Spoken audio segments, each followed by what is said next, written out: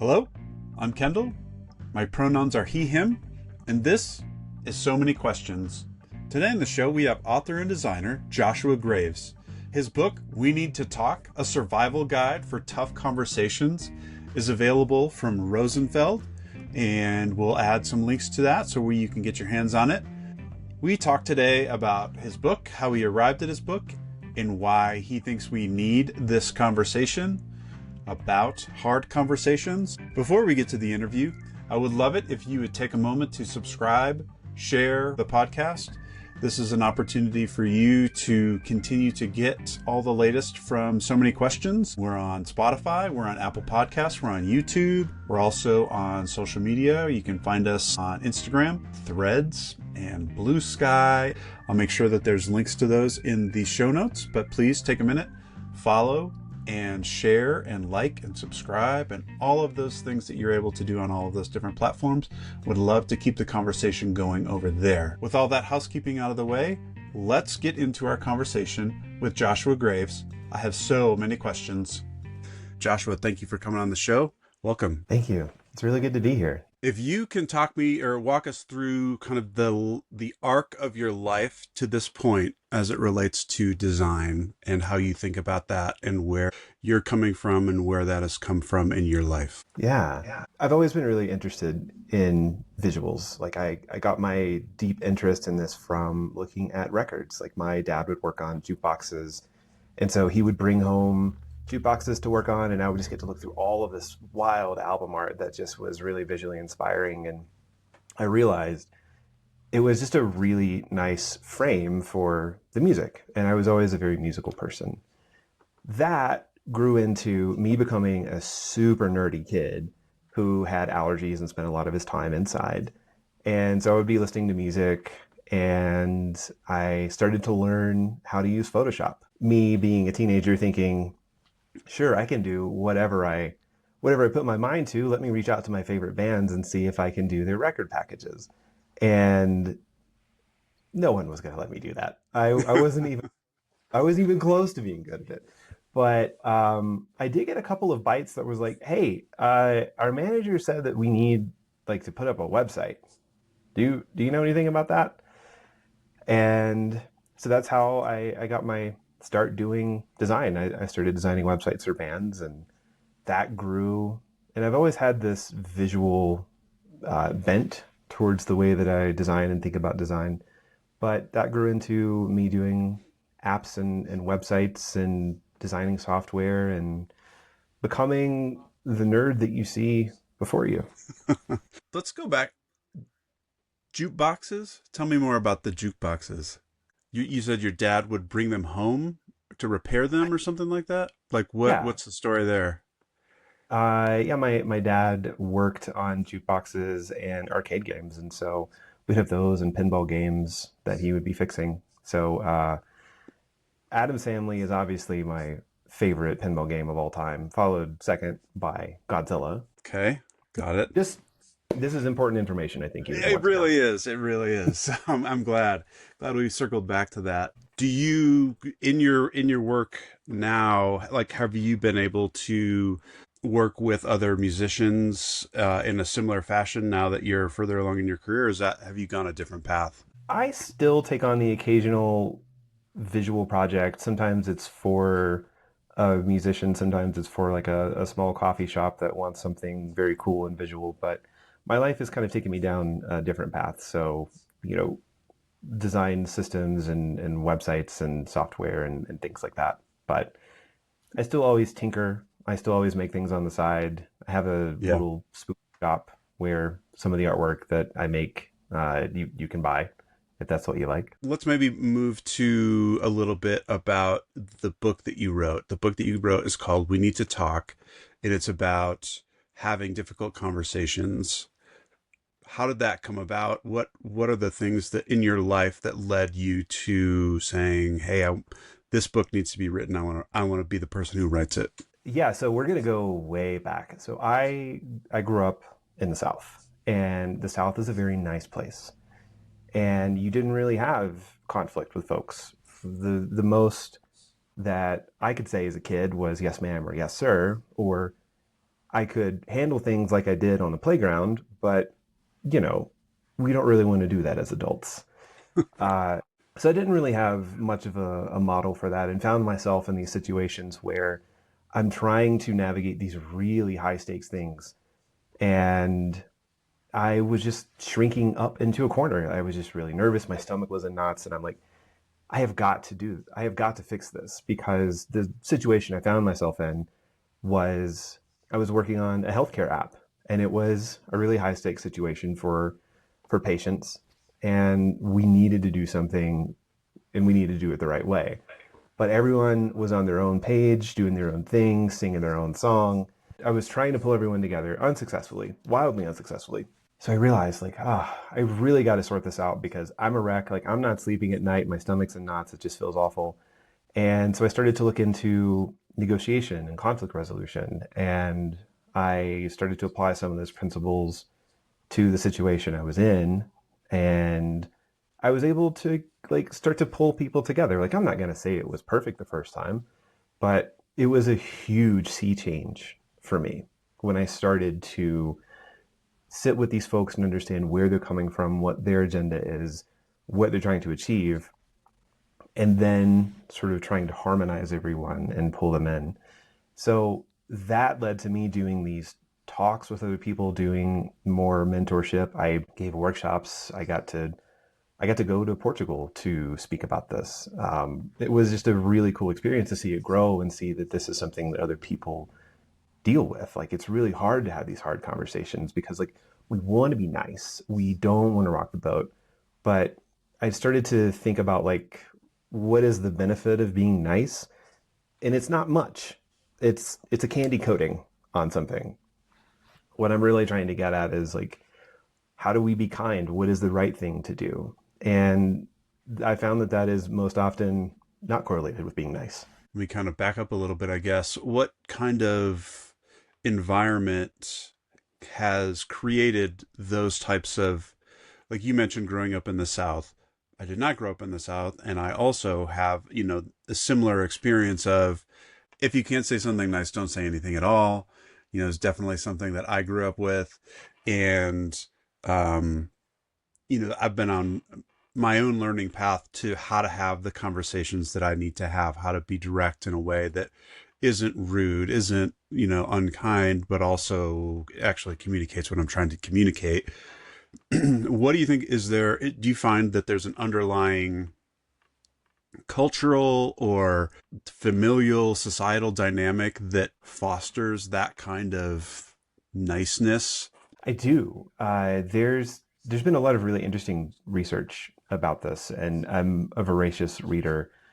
I found this guy who did some research back in the 50s, and I don't typically think a lot of research from that far back would hold up very well today. Right. But this one still stood out to me. It's by a gentleman named Gert Hofstede, and he sort of mapped out the dimensions of identity. And so, like, your question of like, is there a societal aspect to this? Like, yes, hard, yes. Um, it's how we relate to power. And so there is something about sort of like how you see yourself in relation to folks in power.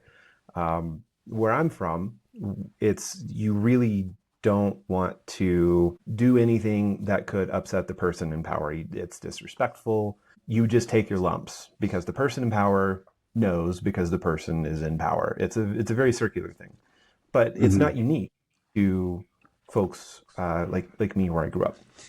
In his research, he cites that a lot of Eastern cultures have a very similar relationship to folks in power. Some folks in Western Europe have a very different relationship to it. And broadly in the United States, I think that we have more close knit relationship with folks in power. So it's easier for a lot of folks to speak to their manager and say, hey, I don't really see this as going well.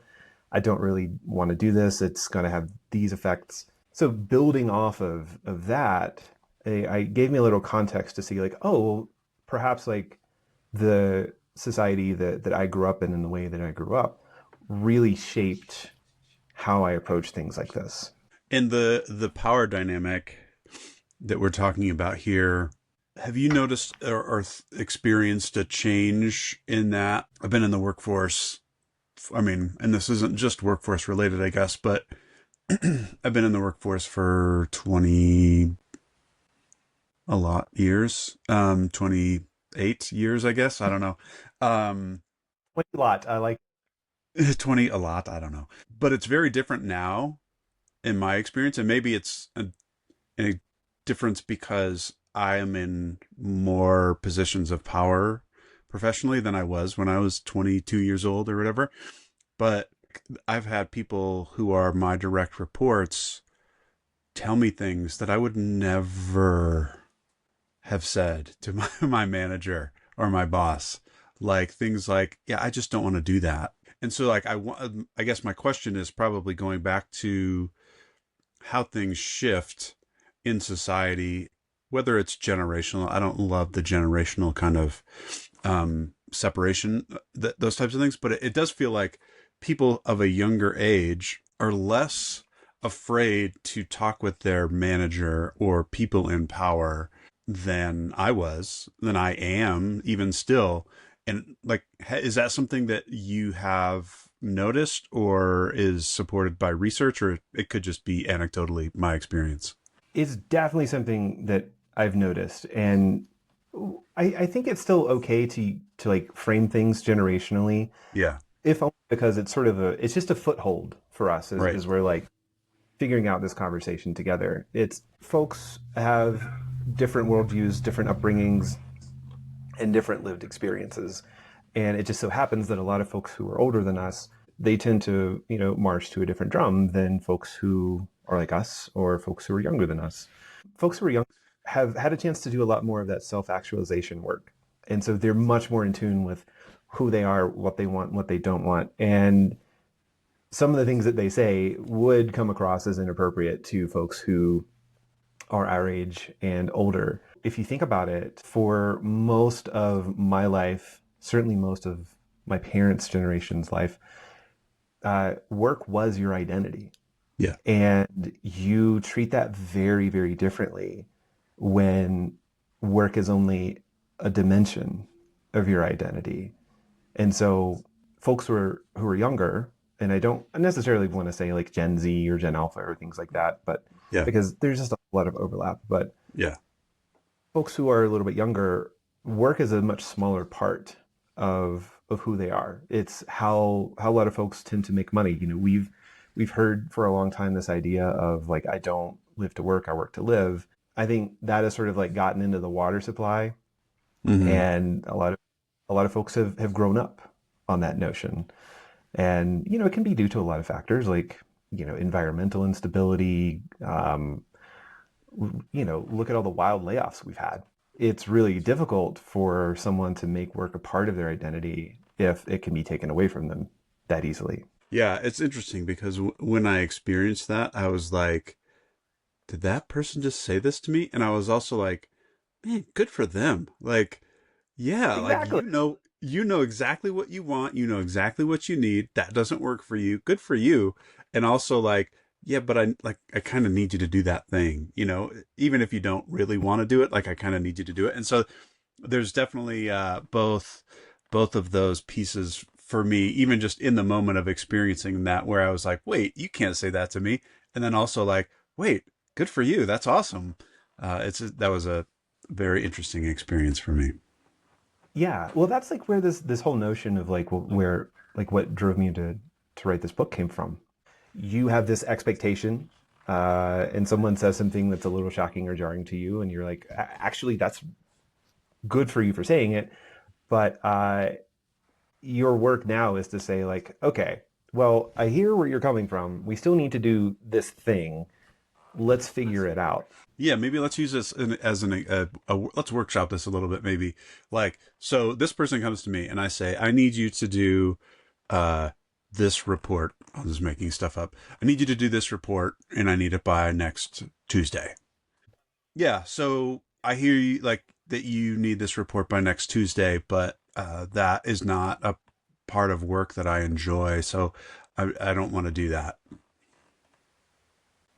Okay. I How would I approach this? I would. Okay, let's frame this just for half a second.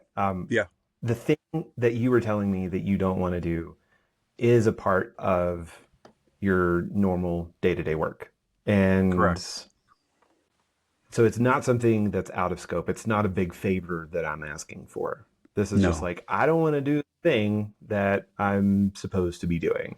that is in my job description, but it doesn't give Yeah. me energy. It's not something I like about my job.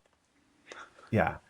Well, one of the things I would start to ask about is what is beneath this request? Because, like, on the surface, this is something that's like normal course of business for us. So something changed.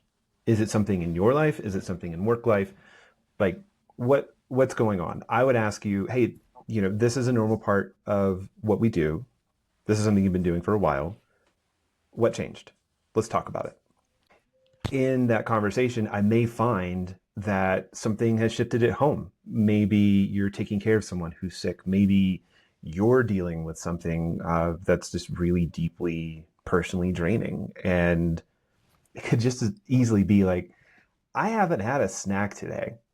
And, I'm not here to parent the people that uh, report to me, but just being observant about those things can really be helpful in understanding like what's driving what someone is saying. And if I can probe a little and find out like, hey, is this like a thing, like you've got something going on at home, maybe you don't want to tell me about it. If you don't want to tell me about it, I definitely don't want to know about it. um, or maybe there's something going on at work. Maybe there's an interpersonal conflict that you're having, and maybe that's like a signal for me to jump in and say, hey, well, okay, is there something else that's preventing this? Where did this come from? And just you and I would be going back and forth to figure that out. But I could pull the manager card and say that I'm really sorry that that's happened to you, but we still need to do it, so you need to figure out how to do it. That may be the only option that you have at the end of the day, but probing to find out like, where is this coming from? What am I not seeing? What is contributing to this? Because there's always an environmental factor. And so I would probe to find out like, hey, what's going on? Why is it like this? And then we could figure it out from there.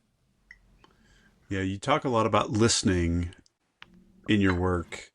What's a way like that probing certainly feels like a active listening technique and trying to understand better, but is there like do you have a framework or a way to think about a way to listen in those types of conversations that you employ or that you recommend folks employ? My book starts with this framework, and we can talk more about that in a little bit. But really, a lot of this listening is it starts with building these muscles for yourself. So checking in with yourself, like thinking about what am I feeling, what am I going through right now, what stories am I telling myself about these things, and generally doing your best to separate the facts from the stories that we tell ourselves about them. And like the gap between those two things is just like it's milliseconds. So Right. if I see you do something, immediately my brain is processing it into a story so that I can remember it. I don't necessarily want to brand everything as mindfulness, Mm-hmm. because I do think that mindfulness gets sort of a weird rap, because you think of like uh, yogis chilling out in the middle of a field, sitting quietly meditating, and like mindfulness is not really that. Like it's that those things I just mentioned are a part of it, but it's much bigger. It's just about being aware and being present with things. So start with yourself, but also you can start to apply that to other people. And it's just really about trying to get outside of your own lens and like your own way of seeing things. And so there are questions of like, how are you seeing it?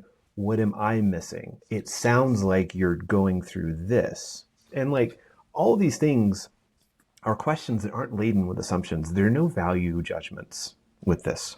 One of my favorite techniques to ask myself is like, why would a reasonable, rational person do this? And it's based off of Hanlon's razor. And if you're unfamiliar, it's this concept that's very similar to Occam's razor. And it says like, don't attribute to malice what you can attribute to oversight or ignorance. And that really changes the game because you're taking this conversation you're having with someone about an event and you're stopping yourself from saying, I know exactly what this is. They suck. They're the worst person in the world. They're being really lazy. And you're just like, tell me more about where this came from. What's going on here? Yeah. And it really helps get on the same page and build sort of this shared pool of meaning that you can swim in together. I have a friend who kind of calls that like the responding in the most generous way possible, which is like That's good. really trying to it's not even just like putting like trying to find the positive. It's more just like, okay, I'm hearing this and there's something else there, and being generous in that versus being like, well, it's probably, they suck, or it's probably this or that, or something else about them that is causing my feelings to be some kind of way about it. And that, like my friend sharing that with me, has been really formative for me to be like, yeah, because I want to be generous when I'm talking to somebody and listening and trying to interact with them. You mentioned like conflict resolution and different things like that as part of the impetus for you moving in this direction. Have there been any like resources, books that like you mentioned, that you have read a lot about, but that have brought you to a point where you understand how to communicate better because of, like, I've read some like nonviolent communication books and things like that. Are there any in particular that you look to as formative for you and how you view communication? Yeah, so you mentioned nonviolent communication, and that is foundational for me. And once I started to put those things in play, it really just made all of this so much better. But yeah, nonviolent communication by Dr. Marshall Rosenberg is really good. I find myself reading a lot about trauma and psychology. Those things help give me a lens into how people may be processing things and how they show up at work. There's a few books that come to mind that I found really helpful along my path. Like one of them was What It Takes to Heal by an author named Prentice Hemphill. They do a lot of really interesting somatic work, trauma informed things. I've also read, I've read the hits. I've read Radical Candor. I've read Crucial Conversations, and I've found that while those do have some helpful things inside of them, they didn't quite feel authentic for me. Mm-hmm. And if you've read those books and they've given you something like that's amazing, and I love that for you. But I wrote the book the way that I did because I found a lot of things out there were too prescriptive or too inauthentic. And I wanted something that was a little bit more tactical and practical. So like the book is kind of like a breezy read, but really like what I want is like I want people to be able to like pick this book up when they need it, get the tool they need and like get on with their life. Mm-hmm. And in a way that is authentic for them because it's really easy to follow a script and say like, hey, if I do things A, B, and C, I'm going to get outcomes 1, 2, and 3. That's what the book says, and so that's what I'm going to do. Yeah. It never works like that, and so I found it more helpful to focus on like just having a really nice toolbox of tools that I can just like pull out when the moment calls for it.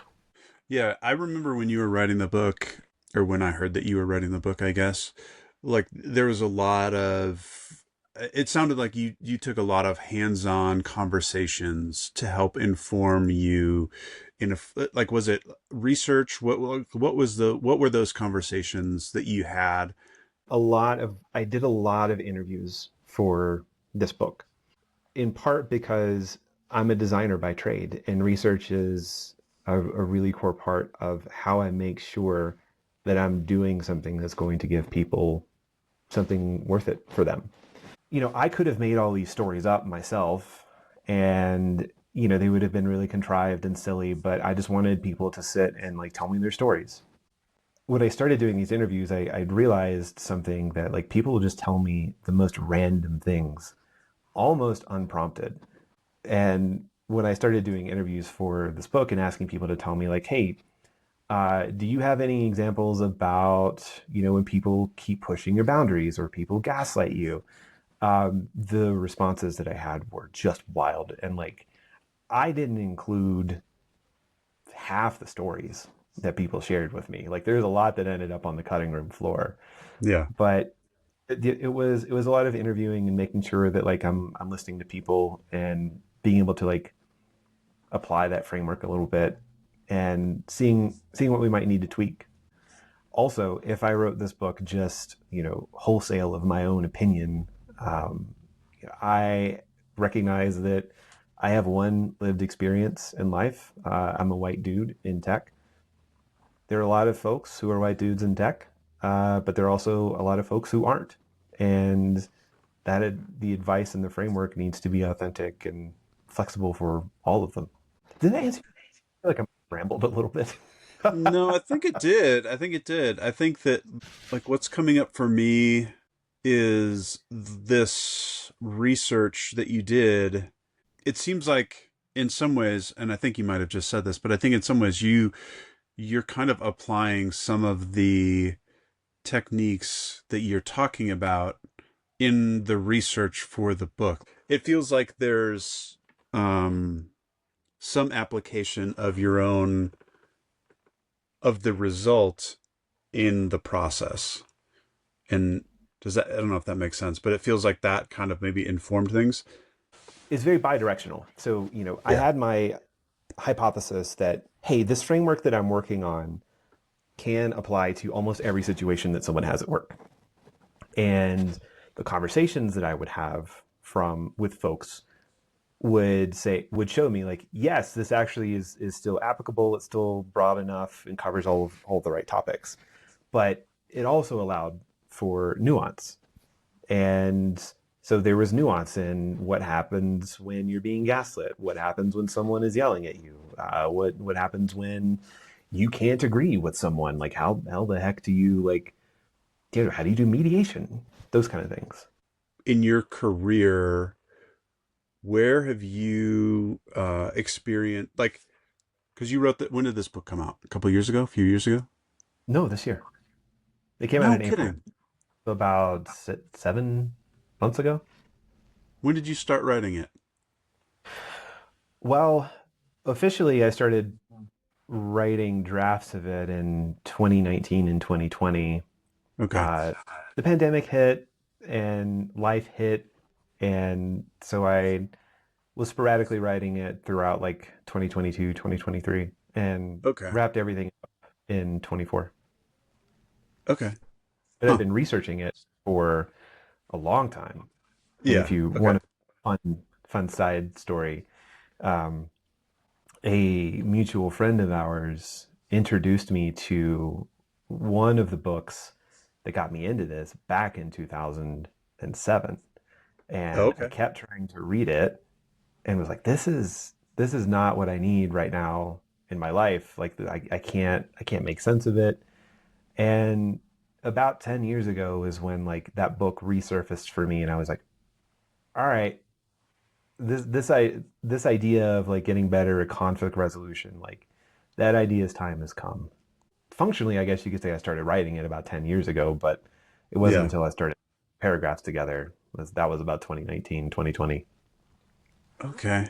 Interesting. Well, time is means different things all the time, but that's awesome. So it came out in April. All right. Um, Yeah. well, congratulations. That's more recent than I thought it was.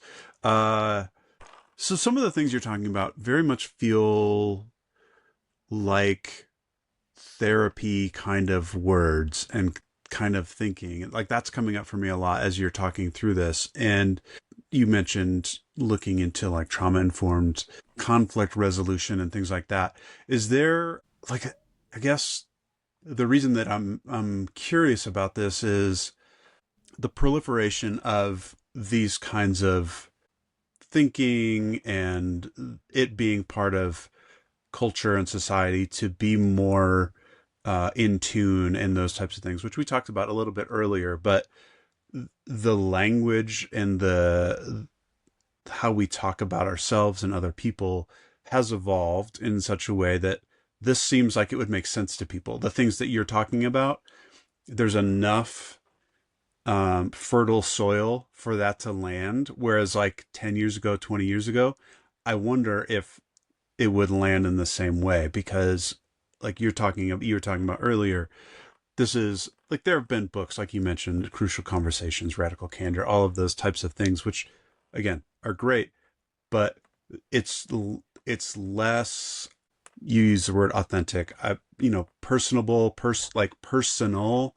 Those books are less that way, and so maybe that ties into some of the authenticity that you were mentioning. But it does feel like there's that fertile soil for the types of showing up authentically, but also showing up authentically in a way to have a conversation that that might be difficult or that might be hard. How do you now, like, if you're going into a difficult conversation, what are ways that you prepare yourself? Maybe on both sides of it. You know that you're going to be having a conversation, let's say, with somebody in authority or power, and you know that this may go in ways that aren't necessarily comfortable. But then also, as you are someone who's talking to, somebody who there is a difference in status there, how do you approach those two sides of the same coin differently or the same? Yeah, well, briefly, I wanted to respond to something you said about using therapy words. Uh, yeah, those are things that you would hear in therapy. But if I wrote this book 10 or 15 years ago, the concepts have still been around for a long time. Like these are just methods of seeing and listening and being present. I may have written it in terms of like a personal trainer, like understanding what someone's injuries are and how we can work around it to get them to, you know, deadlift 500 pounds. Like Yeah. you were just trying to be about it. And these concepts have been around for a while. If we're talking about having a hard conversation with like your boss or something, how would I approach it?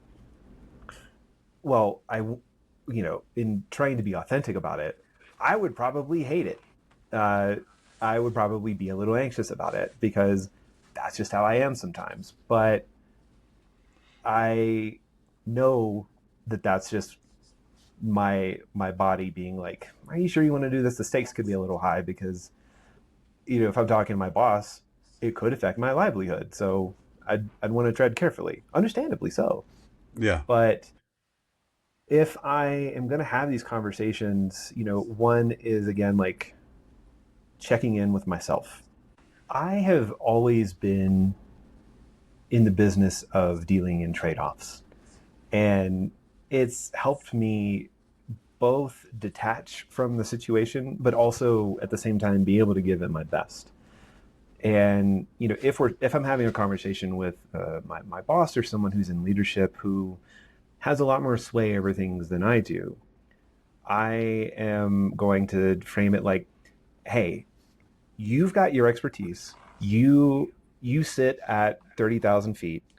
I'm down here on the ground trying to make sense of some of these things. So like I'm framing it in terms of my experience. Here's what I've seen.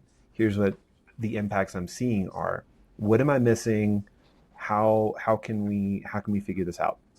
The conversation may be about ultimately like having to lay some folks off. It may be about like cautioning them about a choice that they have that's going to have some pretty big repercussions. Because I am a little detached from it, even if it personally affects me, I've been able to Yeah. separate myself from the situation as best I can and just try and be as objective as possible. But it doesn't mean that you act without emotion.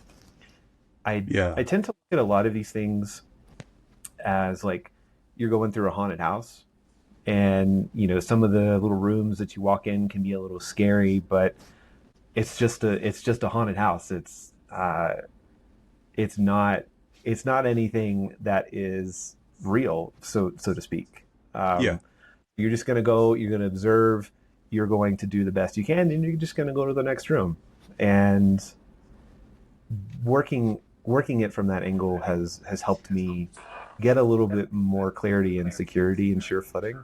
Yeah, can you say more about that? Because I think that that's like an interesting perspective that is really hard to actually harness because the stakes can be so high. But the idea that the person you're talking to is a person, they're not Yeah. your boss. I mean, they are your boss, but they're not your boss. They're just Frank or Susie or whatever, and they have whatever they have going on in their life. But I think that that's a hard thing to learn, that the person that you're interacting with isn't the power that you're interacting with. And I think Yeah. that maybe that's a distinction. But can you say more about that? Sorry, I just rambled after I asked you to say more.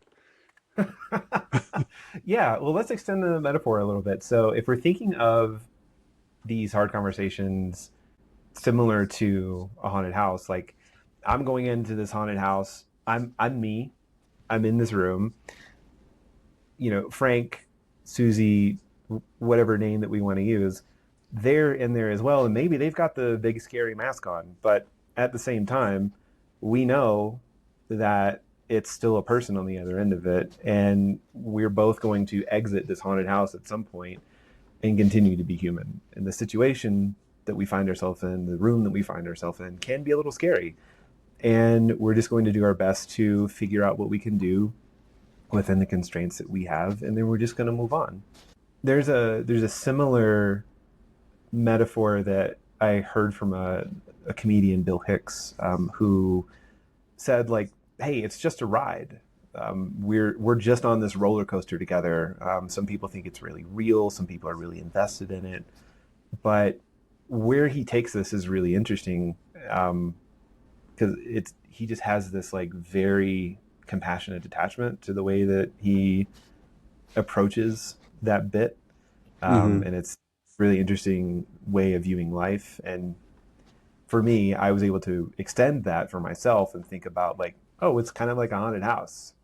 It may feel real, it can be a little scary, but at the same time, humans go into this and humans are going to come out on the other side, and like our experience is much bigger than what's happening in this room. Yeah, I learned that. So I used to do a baseball podcast years and years ago, but um, and was fortunate to be able to talk with people who were like leaders in industry and like people that I never would have expected to talk to. And I realized after that was exactly what we're talking about. Is like, oh, these people that everybody knows their name, they're just people. They're just like, Yeah. and they're insecure just as much as I'm insecure when I'm trying to like interview them or talk to them. And that to me was formational in terms of how to approach people and how to approach conversations. And honestly, it probably sometimes bites me in the ass because I approach things in a way that is not necessarily like, you're the boss and like I'm just going to try and shoot straight with you and have a conversation with you. And some people don't like that. But yeah, that was a way for me to see that and like to actually live that out and experience it. And I think it totally fits in with your illustration of a haunted house that we're all going to exit at some point and take the masks off, and they're going to go sit in their car and drive home and lay their head on the pillow just like I am. It's a very, that humanization of people maybe makes it easier to have those conversations with those people who are in authority or in power in your life, to be able to be like, yeah, they're human beings too. I don't know. Is that something that you Yeah. found as like that humanization of folks is something that's helpful to have a better conversation or be able to get to that communication in a more healthy way or helpful way? It is. It's like I try really hard to make sure that I don't dehumanize someone. So instead of calling someone a liar or a dirtbag, or I probably have several other choice words which would be hilarious to say, but probably inappropriate to be in a podcast context. Yeah. But sure, I, I don't label them just as that. It's like they're a person who is not telling the truth because they have something to lose. they're a person who is being pushy because they're scared. I don't know why I see things the way that I do. I just know that, my lived experience, the things I've gone through, uh, they've just helped me to see folks in that light. There've been situations in my life where I've been faced with things that were so adverse that I couldn't really do a lot of that, just because it was so hard for me. But in those moments, I'm just doing the best I can and trying to move on with my life. Giving grace in those ways, both to other people in the way to say, like, you got stuff going on. And then also, I think being able to look back when we're in those situations that, like you were just talking about, where stuff becomes too much or more than we can do without having, without reacting in a way that we, as we look back, we wouldn't necessarily like, but being able to have that compassion for ourselves as well, I think is really important. It's really building on the idea of trying to assume positive intent, but realizing that that concept has limits. Yeah. And I still think that's a very human thing to do. And knowing that there are limits to what you are willing to assume can be really freeing.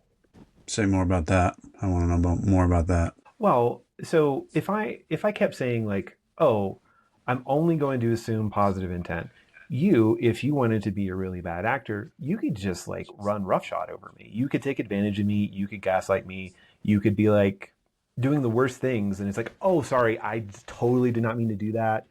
Um, oops," and you could just skate on me Right. in my forgiveness. I guess like a really extreme example would be, I'm not going to assume positive intent if you decided to just come up to me and punch me in the face. That's entirely different because like you were hurting me personally, Yeah. physically. But in general, I try to say like, okay, this person is probably going through something. Like, let's try and figure out where they're coming from, what's going on, and it doesn't at all excuse the impact of what they did. Because like, if I stepped on your foot as I passed you, I may not have meant to do that, but if I'm wearing some really heavy steel-toed shoes, it's still going to hurt and I'm still Yeah. going to have to deal with that and have to reckon with it. But I'm, I didn't mean to do it, but I'm still going to reckon with what I did. Yeah. What you're talking about feels to me a lot like boundaries, and having those boundaries of like, yeah, like I'm absolutely going to attribute positive intent, but when you punch me in the face, like that's the boundary. Like that's not okay. And Mhm. that feels to me like really healthy, I guess. But other than that, just like a distinction of between being generous in spirit, being like attributing positive intent, those types of things, to, like you said, letting somebody just totally walk all over you. Like have knowing and having those boundaries is a way to keep yourself safe, keep the relationship safe, keep the all of those types of things. I think that's an important piece. It is making sure that you hold those boundaries is really important, and like knowing when to set them, and the difference between a boundary and a rule is also important. Like boundaries are meant to just protect you. It's not punishing someone else. It's very it helps engender more autonomy on my side, on your side, on everyone's side. And it's just like you can be pretty much who you want to be, but if you're going to hurt me or uh, harm my safety or endanger my safety, like I'm going to remove myself. Right. And a rule could be like, if you decide that you really want to disrespect my boundaries and you want to, again, like using that metaphor earlier of like coming and punching me in the face, like I might have a rule that you might get sucker punched in the nose. I don't know. Yeah, and I think even bringing another layer into that of the difference between a boundary and a request. Like I like if you like a request would be like, please stop doing X. Great. Okay. But then the boundary might be, if you continue to do X, like you said, like I'm going to remove myself from the situation because that's not okay with me. And I think a lot of people conflate those two things specifically. Like, because you said, yeah, like, will you not do that? Like, yes, I want to respect that. But like, at the same time, if that does happen, like, that's not a boundary. That's just a request. And better communication might be thinking about your boundaries and being able to communicate them transparently, I think is an important piece too. As we're looking at some of the work that you've done that we've been talking about, what are you still learning about yourself through this work of conversation, dialogue? So that is a really deep question, and I'm finding myself thinking about how I hold space for other people, and just trying to not unnecessarily inject my own story into things. So, like, the longer that I sit with these topics, the longer I coach people through these conversations, whether or not it's me having them or me like walking someone through something and helping them prep for it. It's really like being able to just sit with something that is uncomfortable. And I have a personal practice of mindfulness, and it's not necessarily that I sit and meditate quietly. Like I'll do things and still be mindful and still be fully present, and it helps me stay in those moments where things can be a little tense and still be able to bring that generosity and kindness whenever possible. Like when you're talking about that holding space, like that's definitely a phrase, an experience that I'm familiar with, and that like, but I think it might mean different things to different people. Like for me, holding space is kind of like what you mentioned, like being able to sit in that feeling, either within myself or with somebody else. Are there other aspects of that for you when you talk about holding space? Yeah, it's just being able to sit down and let someone else tell their story. Mm. And that works in conflict and in so many other parts of life. It's you sit and listen. And that doesn't mean that you don't have opinions. It doesn't mean that you don't have sometimes an emotional response to it, because these conversations and these moments we find ourselves in can be really high stakes. And I would never want to cut emotion out of the equation. But yeah, just being able to hold space is sitting and listening, even if it's uncomfortable. Yeah, I think when you were just talking, the aspect of kind of non-judgment, or and this maybe goes back to what you were talking about with in not inserting yourself into the conversation. For me, in my like from my experience, the part that is actually the holding of the spaces, I'm sitting here with you, and it's not about me. It's about you in this moment. So I'm listening to you, or I'm taking in your experience or whatever, and it's not even about my experience. And but then I think there's also a piece of when those big feelings, those emotional responses come up at the right time, being able to say, oof, like I'm really feeling like overwhelmed by this, or I'm feeling like I'm feeling angry because of the story that you're telling, or whatever. Not responding in that emotion, but being able to transparently share that and be able to have that be a part of the dialogue too. Because and I say that I don't think that's always applicable. I don't think that's always like the right way to go, because sometimes that would be making it about you and not holding space. But I think generally speaking, as the conversation continues, and correct me if you see it differently, that's I would be interested to have that. But I guess just being transparent in the and authentic in how you engage. Like it's I guess what I'm actually trying to say is that engagement isn't necessarily or doesn't have to be passive and you're gone, like that you don't exist. I think that the part of it that is beautiful, and again, please speak up if you have different or other perspectives on this, but I think that the part for me that is beautiful in that is I am having all of these feelings, these emotions that are coming up when you're talking about something, and I'm also there's space for you to have your experience and yours, and then there's also space for me to have the experience that I'm having, and it doesn't take over and all of those things, but I think being able to be transparent about that and bring both of those things to the table is important, interesting. I don't know. You Yeah. wrote the book, So, so you tell me. Is that well, there's nuance here, and like yeah, I'm going to validate what you said, because if I am coming to you and like we're having some conflict about a goal that we're trying to reach, whether it's trying to launch something, trying to build something, and you have your experiences, I'm telling you what's going on, and you're like, yeah, I'm feeling angry right now about that. Like, that is appropriate.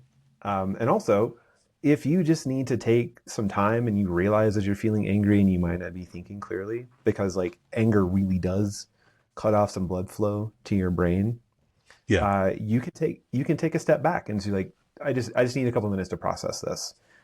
Let's slow down. That's great. That's very healthy.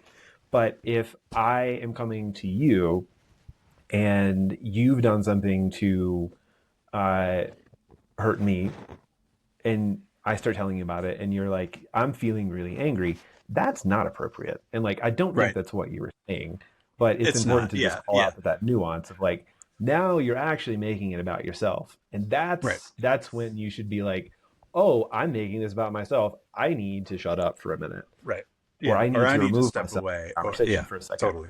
Yeah. Um, yeah. So that's just sort of like it's a deflection from what the other person is saying. So Yep, there are, everything exists on a spectrum. And like the first part of what we talked about was like the healthy end of the spectrum. And yep. the stuff that we just mentioned about like you making it about yourself, like that's the unhealthy part that we don't want to get to. Let me tease this out a little bit.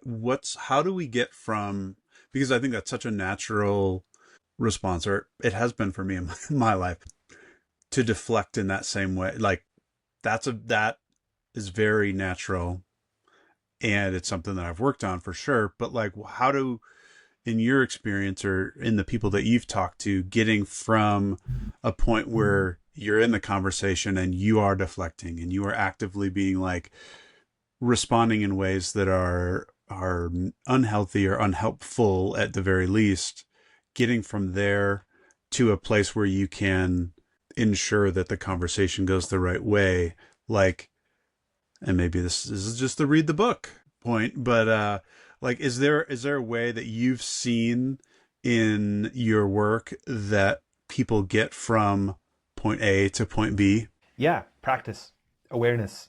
You, Love it. you are not going to be perfect at this when you start it. Like you're still going to do silly things like making it about yourself, but being able to be self-reflective and say like, "Ooh, I put a little too much of myself into this conversation when I should have been listening." Those things take time, and part of what I've done for myself is I've tried to put a lot of these things in practice in really small stakes situations. Whether it is like if I'm finding that I'm getting really annoyed or angry, and like I might want to say something that, if it tumbled out of my mouth, would be kind of detrimental to the situation. Um, I've practiced having this phrase that I can just say if I just need to like pull back for a second, like I I just need a second to process. Or if you just need to remove yourself from a conversation, if something just gets really tense, having those practiced and ready can be really helpful. Like, I'm not available for that kind of conversation right now.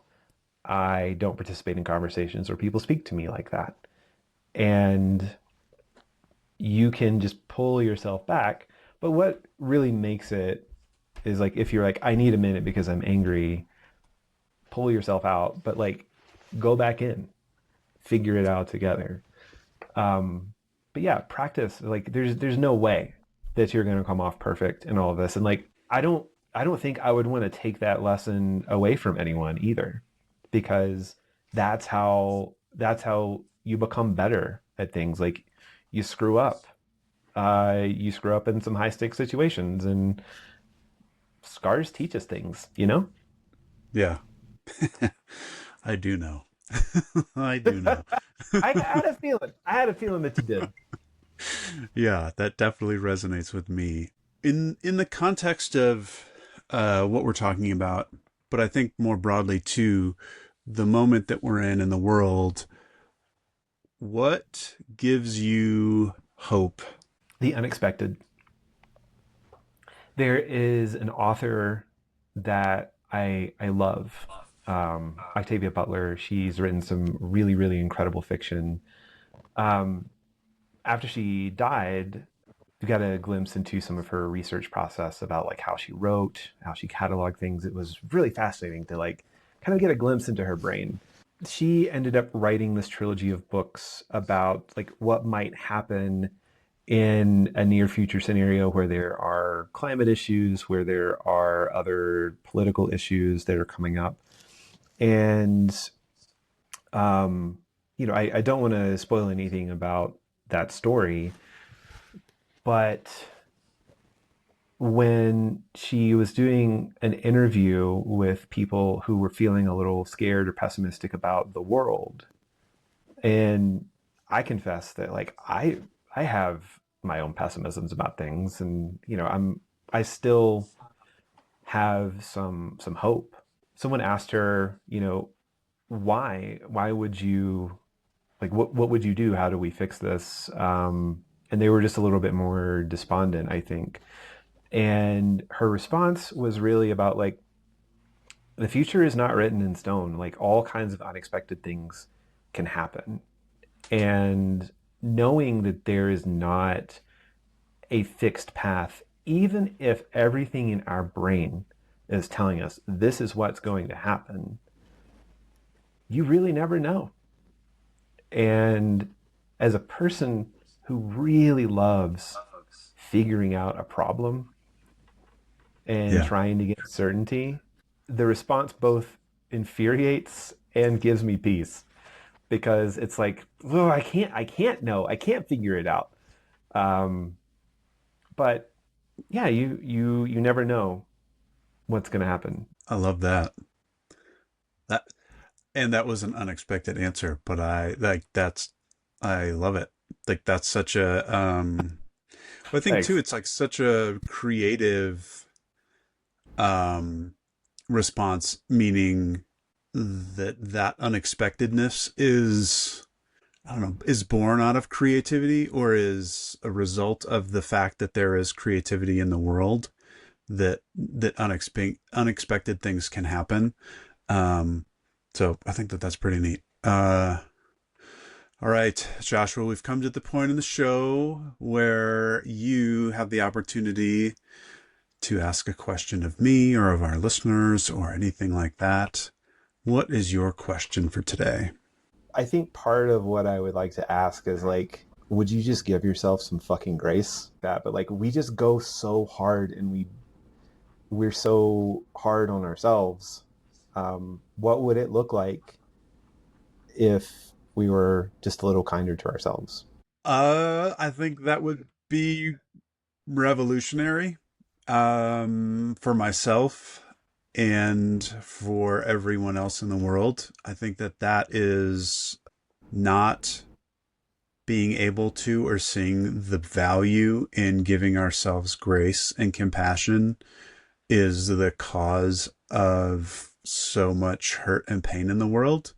Because if we aren't Yeah. compassionate and giving ourselves grace, we then play out the ramifications of that in all of the different relationships and activities of our life.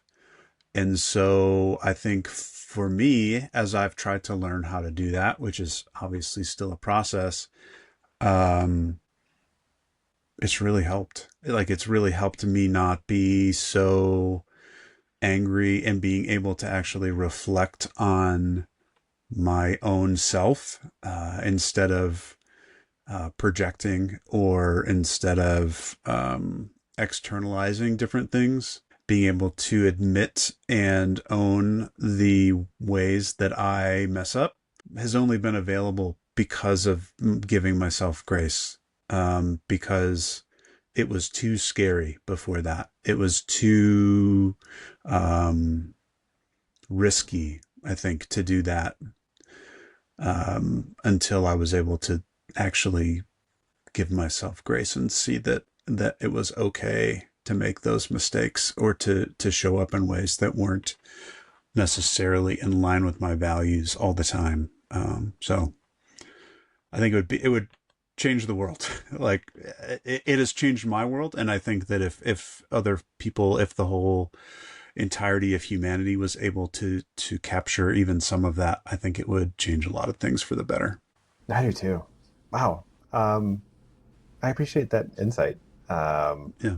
I didn't know that that was going to be my question coming into it, but it definitely is something that I think we could all stand to do more of. I mean, myself included. Yeah. So thank you. Yeah. I appreciate that. Yeah, of course. And I think other folks, if you have thoughts on this, leave it in the comments. Joshua, thank you so much for coming on the show. I really appreciate it. Really appreciate your time. And we'll definitely link up your book in other spots in the show notes. But thanks for coming on. This was so much fun. I really, really appreciate it. Thank you again to Joshua Grace for coming on the show today. We really appreciate his time and his question of the week. So please take a minute and answer the question in comments on social media. Any of those things would be great. Please go get his book, We Need to Talk, a survival guide for tough conversations.